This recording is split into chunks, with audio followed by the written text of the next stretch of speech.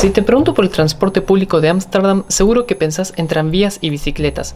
¿Pero sabías que también tiene una red de metro de 5 líneas? La respuesta es probablemente que no, y no me sorprendería. Hasta hace unos años el metro de Ámsterdam cargaba con el fantasma de pésimas ideas de diseño. Vamos a ver cómo lo solucionaron y qué podría aprender Buenos Aires de la capital neerlandesa. El metro de Ámsterdam fue inaugurado en 1977 con 2 ramales. Apenas 3 años después de su apertura, fue protagonista de un crimen al patrimonio histórico de la ciudad. En 1980 es extendido hasta la estación central, pero la técnica usada para su construcción fue la llamada Cut and Cover. Esto quiere decir cavar un pozo, construir los túneles y estaciones y luego cubrir la obra.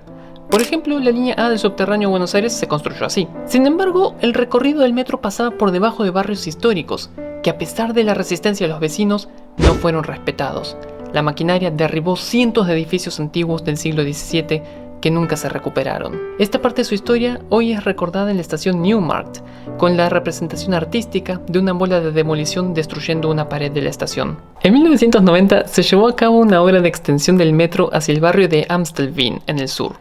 La idea era tener un nuevo ramal que se desprendiera de los 2 preexistentes, pasara por la estación de Amsterdam Zuid y luego continuara en superficie como un tranvía de la ya extensa red de Ámsterdam. Esto haría del proyecto mucho más barato y no demandaba grandes cambios al paisaje urbano. Pero los requerimientos técnicos resultaron en un sistema algo caótico. Para que los trenes pudieran operar en las estaciones de metro, tuvieron que ser construidos a la altura de estas. Pero entonces no hubiesen sido compatibles con los tranvías, todos de piso bajo. Redes de trenes de piso alto con estaciones bajas existen en varias partes del mundo. Inclusive en mi ciudad, Essen, todavía corren tranvías de piso alto que cuando llegan a ciertas estaciones despliegan una escalera interna para permitir el ascenso y descenso de los pasajeros. Es una solución al problema de altura, pero hace a los coches completamente inaccesibles para personas con movilidad reducida. En el caso de Ámsterdam, se decidió construir las nuevas estaciones con plataformas dobles que permitieran el acceso a cada tipo de tren a la altura correspondiente, algo que también podemos encontrar en Essen y que vimos cuando hablamos del metro de Colonia. Con el tema de la altura solucionado, ahora debían arreglar el ancho, porque para facilitar la integración en la red tranviaria, el material rodante fue diseñado con las dimensiones de un tren ligero de aproximadamente 2.5 metros de ancho. Sin embargo, los trenes que ya corrían por el metro eran de 3 metros de ancho, lo que causaba un espacio peligrosamente grande entre coche y andén en el tramo compartido con las demás líneas. Por este motivo, se le agregaron a los trenes unas plataformas extensibles que se desplegaban en las estaciones de metro y se retraían en las estaciones de tranvía. Ahora, si sos de Buenos Aires, esto que voy a decir te va a resultar familiar. Pero Ámsterdam tenía otro problema más. Debido a que el metro usaba como medio de alimentación el tercer riel, pero los tranvías usaban pantógrafo, los trenes de la línea Amstelveen fueron fabricados con el equipo para aceptar ambos. Esto, por supuesto, agregaba una complejidad innecesaria tanto de operación como de mantenimiento.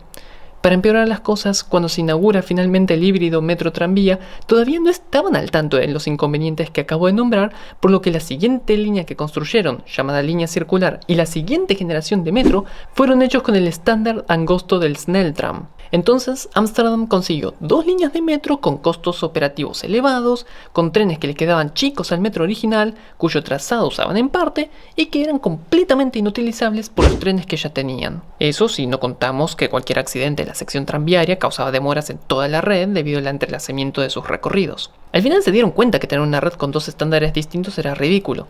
Las estaciones de la línea circular fueron reconvertidas para que pudiesen ser utilizadas por los trenes de 3 metros de ancho, obligando a la flota del metro tranvía a circular con sus plataformas extensibles desplegadas todo el tiempo, mientras que la línea Amstelveen fue clausurada, reconstruida completamente y con el estándar de los tranvías y reinaugurada en 2019 con una nueva flota de piso bajo. Creo que Ámsterdam es el ejemplo perfecto de que las cosas se pueden corregir si no salen bien.